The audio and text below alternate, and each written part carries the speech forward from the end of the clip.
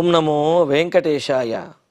గురుర్బ్రహ్మా గురుర్విష్ణుః గురుర్దేవో మహేశ్వరః గురుః సాక్షాత్ పరం బ్రహ్మ తస్మై శ్రీ గురవే నమః. జటిలం చీరవసనం దండకారణ్యవాసినం మునివేషధరం ధ్యాయేత్ అరణ్యే కాండ ఉత్తమే. శ్రీరామచంద్ర పరబ్రహ్మణే నమః. అథ శ్రీమద్ రామాయణే ఆదికావ్యే అరణ్యకాండే ఏకోనషష్టితమః సర్గః. అధాశ్రమాదుపావృత్తం అంతరా రఘునందనః పరిపప్రచ్ఛ సౌమిత్రిం రామో దుఃఖార్దితం పునః. రామచంద్రుడు మారీచుడిని వధించిన తర్వాత అక్కడ నుంచి తిరిగి వస్తూ తనకు ఎదురుబడినటువంటి లక్ష్మణునితోటి ఎందుకు నీవు ఇక్కడికి వచ్చావు అని చెప్పి లక్ష్మణుణ్ణి కోపడుతూనే అక్కడ నుంచి రామలక్ష్మణులు ఇరువురు కూడా చాలా వేగంగా రొప్పుతూ పరిగెడుతూ అంత దూరం నుంచి పంచవటిలో ఆశ్రమం దగ్గరికి వచ్చారు. రాముడు వెంటనే ఆశ్రమం బయట ఎక్కడ చూసినా సీతాదేవి కనిపించలేదు. ఇంకా లోపలికి వెళ్ళి చూశాడు, అక్కడా కనిపించలేదు. సరే, ఈ ఆశ్రమం దగ్గర సీతాదేవి ఎక్కడెక్కడైతే విహరిస్తుందో, ఎక్కడెక్కడికైతే వెళుతుందో ఆ ప్రదేశాలకు వెళ్ళి అక్కడ కూడా చూశారు, కానీ సీతాదేవి కనిపించలేదు. ఇంకా రాముడు మరలా లక్ష్మణుడితో ఈ విధంగా అంటూ, లక్ష్మణ, సీతాదేవిని విడిచి వచ్చి ఎంత తప్పు చేసావయ్యా అని అంటూ, అథ రఘునందన రామ, రఘువంశానికి ఆనందాన్ని కలగజేసేటటువంటి వాడైన రాముడు, వంశం మొత్తానికి ఆనందాన్ని కలగజేసే రాముడికి ఇప్పుడు ఆనందం అనేది లేకుండా పోయింది. ఎందుకని? సీతాదేవి దూరం అవటంతో. రాముడు ఉపావృత్తం దుఃఖార్దితం లక్ష్మణం అంతరా, ఇంకా తనకు ఎదురుపడినటువంటి వాడు, ఆశ్రమంలో సీతాదేవిని విడిచి తన దగ్గరికి వచ్చినటువంటి వాడు, దుఃఖపూరితమైనటువంటి ముఖంతో ఉన్న లక్ష్మణుణ్ణి మరి ఆ దారి వెంట ఆ వస్తూ ఉన్నటువంటి సందర్భంలోనే మరి నిందిస్తూ కోపడుతూ ఉంటూ మరలా ఇంకా ఇప్పుడు సీతాదేవి ఆశ్రమంలో కనిపించకపోయేటప్పటికీ ఈ విధంగా తరచి అడుగుతూ అసలు నువ్వు ఎందుకు వచ్చావనే విషయాన్ని ప్రశ్నిస్తూ ఉన్నాడనమాట. తమువాచ కిమర్థం త్వం ఆగతోపాస్య మైథిలీం యదా సా తవ విశ్వాసాత్ వనే విరహితామయా. లక్ష్మణ, ఎందుకయ్యా నువ్వు సీతాదేవిని విడిచిపెట్టి నా దగ్గరికి వచ్చావు? నేను నీ మీద ఉన్న నమ్మకంతో సీతాదేవిని నీకు అప్పగించి ఆశ్రమం దగ్గర విడిచి నేను దూరంగా వెళ్ళాను. ఆ సందర్భంలో నీకు చాలా స్పష్టంగా తెలియజేశాను, రెప్పపాటు కూడా వేయకుండా సావధానంగా సీతాదేవిని కాపాడవలసినటువంటి బాధ్యత నీదే, ఏమాత్రము ఏమరపాటు తగదు అని. పైగా ధనుస్సు యందు బాణమును సంధించి సిద్ధంగా ఉండమని మరీ చెప్పాడు రామచంద్రమూర్తి. మరి అంత జాగ్రత్త చెబితే నేను నీ మీద అంత విశ్వాసంతో నమ్మి నేను ఇక్కడ ఆశ్రమం నుండి దూరంగా వెళితే నువ్వు మాత్రం నా మాట వినకుండా సీతాదేవిని విడిచి నా దగ్గరికి వచ్చేసావు, దూరంగా వచ్చేసావు. అసలు ఇలా ఎందుకు వచ్చావు? అంతటి అగత్యం, ఆ విధంగా రావాల్సినటువంటి అవసరం ఏమొచ్చింది? దృష్ట్వేవాభ్యాగతం త్వాం మే మైథిలీం త్యజ్య లక్ష్మణ శంకమానం మహత్పాపం యత్సత్యం వ్యధితం మనః. లక్ష్మణ, అసలు నువ్వు సీతాదేవిని విడిచి నేను ఉన్నటువంటి ప్రదేశానికి వచ్చినప్పుడే, నిన్ను చూసినప్పుడే నా మనసులో కీడు శంకించింది. సీతాదేవిని ఎవరైనా అపహరించి ఉంటారు, లేకపోతే సీతాదేవికి ఏదో అపాయం కలిగి ఉంటుంది అని నా మనసు శంకిస్తూనే ఉన్నది. మహత్పాపం, సీతకేదో జరిగింది అనే శంకమానం శంకిస్తూనే ఉన్నాను. మే మనః వ్యధితం ఇతి యత్, నా మనస్సు ఏ విధంగా అయితే కలత చెందిందో, నా మనస్సులో ఏ ఆలోచనలు అయితే వచ్చాయో, దేని వలన నేను భయపడ్డానో అది చివరికి జరిగిందయ్యా. ఇదిగో మీ వదిన ఇక్కడ ఈ ఆశ్రమంలో కానీ ఆశ్రమం చుట్టూ కానీ ఎక్కడా కూడా కనిపించడం లేదు. అంటే ఎవరో సీతాదేవిని అపహరించేశారు. నేను అనుకుంటూనే ఉన్నా ఇలా జరుగుతుందేమోనని అని అంటూ స్ఫురతే నయనం సవ్యం బాహుశ్చ హృదయం చ మే దృష్ట్వా లక్ష్మణ దూరే త్వాం సీతా విరహితం పధీ. మారీచుడిని వధించి నేను తిరిగి వచ్చే సమయంలో నీవు నాకు ఎదురు వచ్చావు. నిన్ను దూరం నుంచి చూచేటప్పటికే నాకు అనిపించింది, పైగా శకునములు కూడా అలాగే అనిపించాయి అని అంటూ లక్ష్మణ పది సీతాభిరహితం త్వాం దృష్ట్వా, పైగా నువ్వు సీతాదేవిని విడిచిపెట్టి ఆమె లేకుండా ఒక్కడవే వచ్చావు. అలా నిన్ను చూచేటప్పటికే మే సవ్యం నయనం సవ్యం బాహు సవ్యం హృదయం, నా ఎడమ కన్ను ఎడమ భుజము గుండెలో ఎడమ భాగము ఇవి అదురుతూ ఉన్నాయి. అంటే రొమ్ముకి కుడివైపు ఎడమవైపు ఉన్నటువంటి భాగములలో ఎడమ భాగం గనక అదిరింది అని అంటే పురుషులకు అది అశుభ సూచకం, స్త్రీలకైతే ఎడమవైపు కనుక అదిరినట్లయితే అది శుభ సూచకమే అవుతుంది.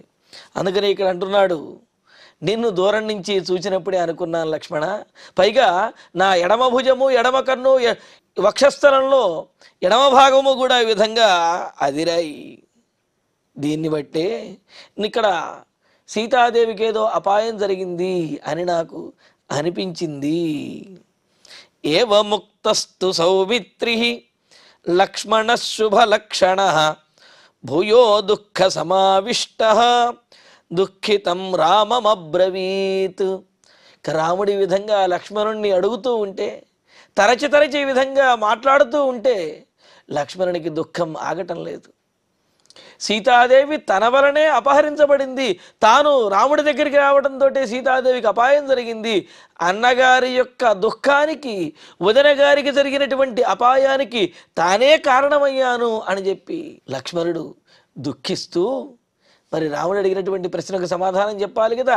నా ఆజ్ఞను మీరి నీవు మీ వదిన గారిని సీతాదేవిని విడిచి ఎందుకని వచ్చావు అని అడిగాడుగా, దానికి సమాధానం చెబుతూ ఉన్నాడు. శుభలక్షణ సౌమిత్రి లక్ష్మణ, చక్కటి అనుకూలమైనటువంటి శుభప్రదమైనటువంటి గుణములు కలిగిన ఆ లక్ష్మణస్వామి అంటే రాముడు ఈ విధంగా అడిగేటప్పటికీ ఎంతో దుఃఖాన్ని పొందినవాడై, చెప్పలేనంత దుఃఖం పట్టలేనంత దుఃఖాన్ని పొందినవాడై రాముడితో వినయంగా ఈ విధంగా చెబుతున్నాడు. నస్వయం కామకారేణ తాం త్యక్త్వాహమిహాగతః ప్రచోదితస్తయైవోగ్రైః త్వత్సకాశమిహాగతః. అన్నయ్య, నేను చెప్పేది కాస్త వినండి అని అంటూ, అహం తాం స్వయం త్యక్త్వా కామకారేణ నాగతః, నేను ఆమెను నా అంతట నేనుగా విడిచిపెట్టి నా ఇష్ట ప్రకారం నేను నీ దగ్గరికి వచ్చేయలేదు. అంటే నీ ఆజ్ఞను నేను మీరలేదు. నీ ఆజ్ఞ అంటే అది కూడా నేను నా స్వయంగా నేను సీతాదేవిని విడచి నేను రాలేదు. ఇందులో నా స్వేచ్ఛ కానీ నా ఇష్టము కానీ ఏమీ లేదు. ఎలా మరి ఎందుకు వచ్చావయ్యా అని అంటే, తయైవ ఉగ్రైః వచోభిః ప్రచోదితః, ఆ సీతాదేవి చేత కఠినమైన పరుషమైనటువంటి మాటల చేత ప్రేరేపించబడినటువంటి వాడినై ఆమె పంపిస్తే త్వత్సకాశమాగతః, నీ దగ్గరికి వచ్చాను. నా ఇష్ట ప్రకారం నా స్వేచ్ఛగా నేను పంచబట్టిలో సీతాదేవిని విడిచి రాలేదన్నయ్యా. సీతాదేవి వదిన గారు నన్ను అనగూడనటువంటి మాటలు అని వెళ్ళమని ఆజ్ఞాపిస్తే ఆమె మాట ప్రకారం నీ దగ్గరకు వచ్చాను. అంతే తప్ప ఇందులో నా పొరపాటు అంటే నా స్వేచ్ఛ అనేది నా ఇష్ట ప్రకారం వచ్చింది ఏమీ లేదు. ఆర్యేణైవ పరాకృష్టం హాసీతే లక్ష్మణేతి చ పరిత్రాహీతి యద్వాక్యం మైథిల్యాస్తచ్ఛృతిం గతం. అన్నయ్య, పోనీ ఆమె అయినా నన్నేదో ఊరికినే పంపించలేదు, ఏ కారణం లేకుండా సీతాదేవి కూడా నన్ను పంపించలా. చూడండి, లక్ష్మణునికి సీతారాముల మీద ఎంత భక్తి ఉన్నదో. సీతాదేవి లక్ష్మణుణ్ణి నిందించి పంపించినప్పటికీ కూడా రాముడి దగ్గర సీతాదేవి గురించి ఏమీ చెడుగా చెప్పటం లేదు. ఆ అహంకారంతో నిందించిందని కానీ, నన్ను అనవసరంగా తిట్టిందని కానీ ఇటువంటి మాటలు ఏమీ లేదు. సీతాదేవి కఠినంగా నాతో మాట్లాడి నీ దగ్గరకు పంపించింది, అందుకనే వచ్చాను. పోనీ ఆమె అలా కఠినంగా మాట్లాడడానికి కూడా కారణం అనేది ఉన్నది, అందుకనే ఆమె ఆ విధంగా మాట్లాడిందని సీతాదేవిని కూడా అర్థం చేసుకుని లక్ష్మణుడు ఆమె గురించి కూడా ఇక్కడ రాముడి దగ్గర చెబుతూ ఉన్నాడు. హా సీతే హా లక్ష్మణ, అయ్యో సీత, అయ్యో లక్ష్మణ అని చెప్పి వినబడినటువంటి స్వరం, పైగా ఆ స్వరం కూడా ఎలా ఉంది, పరిత్రాహీతి చ, నన్ను రక్షించండి రక్షించండి అని చెప్పి ఏ స్వరమైతే, ఏ ధ్వని, ఏ శబ్దమైతే ఉన్నదో ఆర్యేణేవా, అది కూడా మీ కంఠధ్వనిలాగా మీరు అరిచినట్లుగా ఉన్నటువంటి పరాకృష్టం, ఆ అరిచినటువంటి ఆ అరుపు ఆర్తనాదం ఏదైతే ఉన్నదో తద్మైథిల్యా శృతిగతం, అది సీతాదేవికి వినపడింది. వినపడిన తర్వాత మరి ఆమె మనసుకు సర్ది చెప్పుకోలేకపోయింది, ధైర్యంగా ఉండలేకపోయినది. పైగా నేను ధైర్యం కూడా చెప్పి చూశాను ఆమెకు. సాతమార్త స్వరం శ్రుత్వా తవ స్నేహేన మైథిలీ గచ్చ గచ్చేతి మామాహ రుదంతి భయ విహ్వలా. నీ కంఠస్వరంతో నీలాగా అరిచినటువంటి ఆ ఆర్తనాదాన్ని విని సీతాదేవి విహ్వల ఎంతో తల్లడిల్లిపోయినదై, ఎంతో బాధపడినటువంటిదై, తవ స్నేహేన నీ మీద ఉన్నటువంటి ఆ ప్రేమతోటి, నిన్ను విడువలైనటువంటి ఆ లక్షణంతో నీకేమైనా అవుతుందేమోనన్న ఆ భయంతో, భయ విహ్వల రుదంతి, కన్నీరు మున్నీరుగా విలపిస్తూ, గచ్చ గచ్చ ఇది మామాహ, లక్ష్మణ నువ్వు త్వరగా వెళ్ళు, త్వరగా వెళ్ళవయ్యా అని చెప్పి నన్ను ఈ విధంగా ప్రేరేపించింది. అలా ఆమె ప్రేరేపించడానికి కూడా మీలాగా, మీ గొంతులాగా, మీ స్వరంలాగా వినిపించినటువంటి ఆ ఆర్తనాదము కారణము. మరి ఆమె అలా ప్రేరేపిస్తే నీకు మాత్రం తెలియదా లక్ష్మణ అని రాముడు అంటాడు కదా. దానికి సమాధానం చెబుతూ, ప్రచోద్యమానేన మయా గచ్చేది బహుశస్తయా ప్రత్యుక్త మైథిలీ వాక్యం ఇదం త్వత్ ప్రత్యయాన్వితం. సీతాదేవి నన్ను త్వరగా వెళ్ళు, మీ అన్నగారికి ఏదో ఆపద వచ్చింది రక్షించమని పైగా రామచంద్రమూర్తి అలా ఆర్తనాదం చేస్తున్నాడు, కావున లక్ష్మణ త్వరగా వెళ్ళి రక్షించవయ్యా అని చెప్పి సీతాదేవి తొందరపడుతూ కంగారు పడుతూ నన్ను పంపిస్తుంటే, అలా గచ్చ గచ్చ వెళ్ళు వెళ్ళు అని చెప్పి అంటూ ఉంటే అలా ఎన్నోసార్లు, ఒకసారి కాదు సీతాదేవి ఎన్నోసార్లు ఆ విధంగా అంటే, అలా ఆమె ఆ విధంగా చెబుతున్నప్పటికీ కూడా త్వత్ ప్రత్యయాన్వితం ఇదం మైథిలీ ప్రత్యుక్త, నీ మీద నాకు ఉన్నటువంటి విశ్వాసంతో కంగారు పడకమ్మా, అన్నగారికి ఏమాత్రము కూడా ఆపద అనేది ఉండదు అని చెప్పి నేను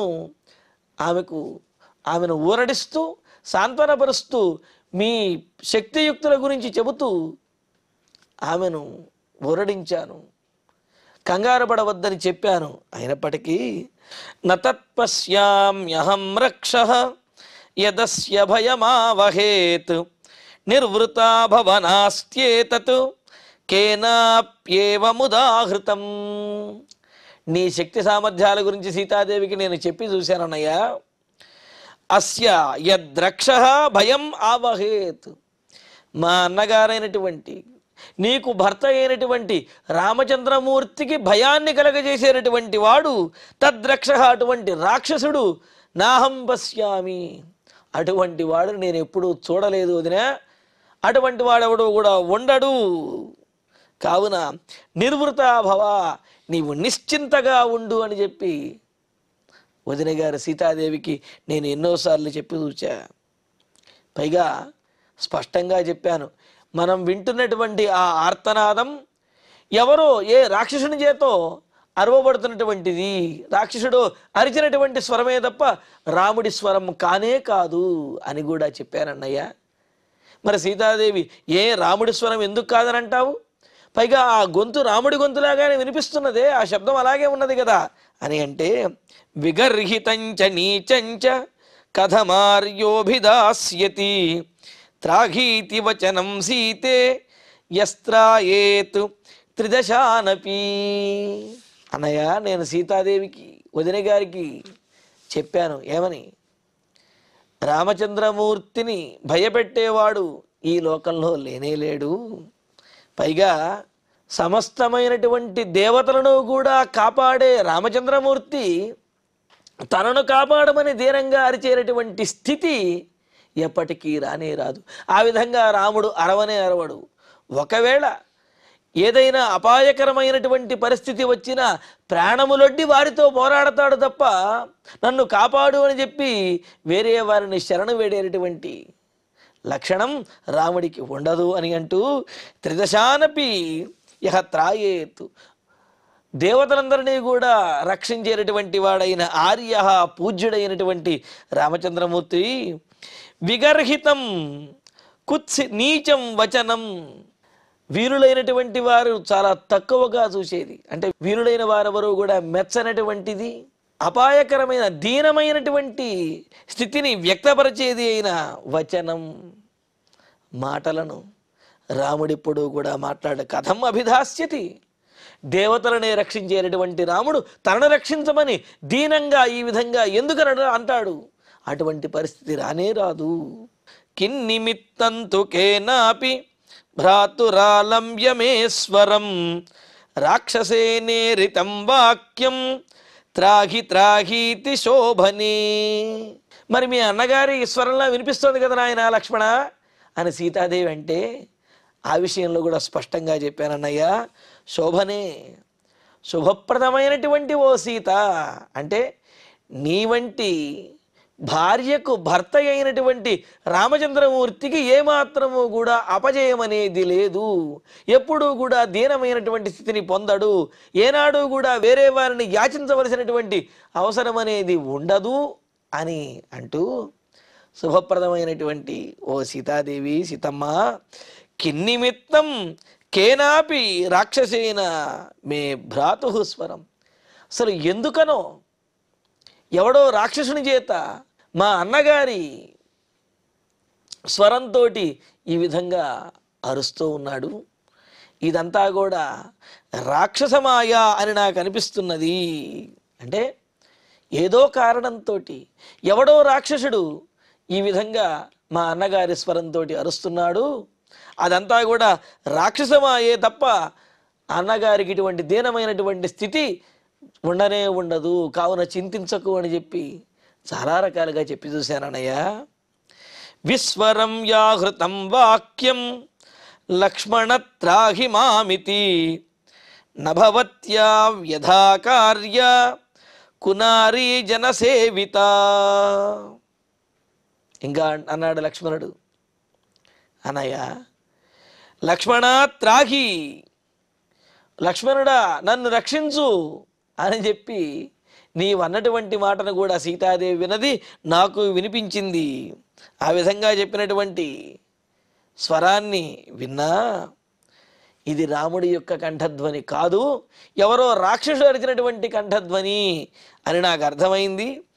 ఆ విషయాన్నే సీతాదేవికి పైగా అన్నాను, కునారీ జనసేవిత వ్యధ. సాధారణమైనటువంటి ధైర్యము లేనటువంటి వారైన స్త్రీలు ఏ విధంగా అయితే కంగారు పడతారో ఆ విధంగా సీతమ్మ నీవు కంగారు పడకూడదమ్మా. ఎందుకంటే నీవు వీరపత్నివి. వీరపత్నిమైనటువంటి నీవు సాధారణమైనటువంటి స్త్రీ ఏ విధంగా అయితే బెంబేలెత్తిపోయి ఏ విధంగా అయితే కంగారు పడుతుందో ఆ విధంగా నీవు కంగారు పడకూడదు అని యథా భవత్యా నకార్య, ఈ విధంగా నీ భర్తకు నాకు అన్నగారైనటువంటి జగదేక వీరుడైనటువంటి రామచంద్రమూర్తికి ఏదైనా జరుగుతుందేమోనన్న భయము ఏమాత్రము నీకు ఉండకూడదు. అసలు అటువంటి సంశయము కూడా నీకు కలగకూడదమ్మా అని అంటూ అలం వైక్లభ్యమాలంబ్య స్వస్థాభవ నిరుత్సుక నసోస్తి త్రిషు లోకేషు పుమాన్ వై రాఘవం రణే జాతో వా జాయమానో వా సంయుగే యః పరాజయేత్. ఇక రామచంద్రుడి యొక్క పరాక్రమం గురించి లక్ష్మణుడు చెప్పిన మాట ఇక్కడ. వైక్లభ్యం అలం. అసలు రాముడికి ఏమైనా జరుగుతుందేమోనన్న ఈ దీనత్వం, కలత చెందడం, వ్యాకులత చెందడం, ఆ విషయాన్ని విడిచిపెట్టేసి అటువంటి దిగులుతో కూడిన ఆలోచనే వద్దు తల్లి. ఆలమ్య స్వస్థ నిరుత్సుక. నీవు రాముడికేమీ జరగదు అనే ధైర్యంతో, ఆ స్థిరమైనటువంటి బుద్ధితోటి ధైర్యంగా ఉండమ్మా. అంతేగాని నీవు ఈ విధంగా ఉత్సాహం లేనటువంటి దానివై ఏదో ప్రమాదం ముంచుకొచ్చేస్తుంది అన్నట్లుగా అలా దిగులుగా మాత్రం ఉండవద్దు అని అంటూ, సంయుగే రణే. ఎందుకంటావా, యుద్ధంలో అన్నగారిని ఓడించేటటువంటి వాడు పుమాన్ రాఘవం పరాజయేత్. ఎవరైతే రామచంద్రమూర్తిని ఓడించగలిగినటువంటి వాడు ఉంటాడో అతడు త్రిశులోకేషు, ముల్లోకాల్లో ఎక్కడా కూడా ఇంతకు ముందు లేడు, ఇకపైన రానే రాడు. అటువంటప్పుడు రాముడిని జయించేవాడు ఎవడు లేనప్పుడు రాముడికి ఏదో అపాయం జరుగుతుంది అని నీవు కంగారు పడడం ఏమాత్రము సముచితం కాదు. కావున ఆ దిగులను పూర్తిగా విడిచిపెట్టేసేయి అని అంటూ, ఇంతకు ముందు పుట్టినవాడు కానీ ఇకపైన పుట్టబోయేవాడు కానీ రాముడిని జయించేవాడు ఎవరు లేనే లేరు. నజయ్యో రాఘవో యుద్ధే దేవై శక్ర పురోగమై. ఎవరు లేరు అంటే ఈ లోకంలో లేరు, కానీ ఎవరైనా పరలోకం నుంచి వచ్చి రాముడిని ఏమైనా పరాజితుడిని చేయవచ్చు కదా అనే ఆలోచన కూడా నీకు అవసరం లేదు. దేవతలందరూ కానీ రాక్షసులు కానీ ఎవరైనా సరే రాముడిని ఓడించగలిగినటువంటి వాడు ముల్లోకాల్లో ఎవ్వరూ కూడా లేనే లేరు. కావున నీవు నిశ్చింతగా ఉండమమ్మా, నిశ్చింతగా ఉండవమ్మా అని చెప్పి సీతాదేవికి ఎంతగానో చెప్పి చూశానన్నయ్య. అయినప్పటికీ ఆమె వినిపించుకోలేదు. అందుకనే నేను రావాల్సి వచ్చింది అని చెప్పి లక్ష్మణస్వామి తాను సీతాదేవిని పంచవటిలో ఒంటరిగా వదిలి రావడానికి గల కారణాన్ని రామచంద్రమూర్తికి ఈ విధంగా తెలియజేశాడు. సరేనాయన లక్ష్మణ, సీతాదేవి కంగారు పడితే మాత్రం, ఆమె వెళ్ళమంటే మాత్రం నీ వచ్చేయాలా అని రాముడు అడుగుతాడు కదా. మరి దానికి లక్ష్మణుడు ఏమని సమాధానం చెప్పాడు? సీతాదేవి తనను నిందించినటువంటి విషయాన్ని రామచంద్రమూర్తికి ఏ విధంగా తెలియజేశాడు, ఈ విశేషాన్ని తర్వాతి ప్రవచనంలో తెలుసుకుందాము. ఇక ఇప్పుడు శ్లోకాలను పారాయణ చేసుకుందాం. అధాశ్రమాదుపావృత్తం అంతరా రఘునందన పరిపప్రచ్ఛ సౌమిత్రిం రామో దుఃఖార్దితం పునః తమువాచ కిమర్థం త్వం ఆగతోపాస్య మైథిలీం యదా సా తవ విశ్వాసాత్ వనే విరహితా మయా దృష్ట్వేవాభ్యాగతం త్వాం మే మైథిలీం త్యజ్య లక్ష్మణ శంకమానం మహత్పాపం యత్సత్యం యధితం మనః ఫురతే నయనం సవ్యం బాహుశ్చ హృదయంచ మే దృష్ట్వా లక్ష్మణ దూరే త్వాం సీతా విరహితం పథి ఏవముక్తస్తు సౌమిత్రిః లక్ష్మణః శుభలక్షణః భూయో దుఃఖ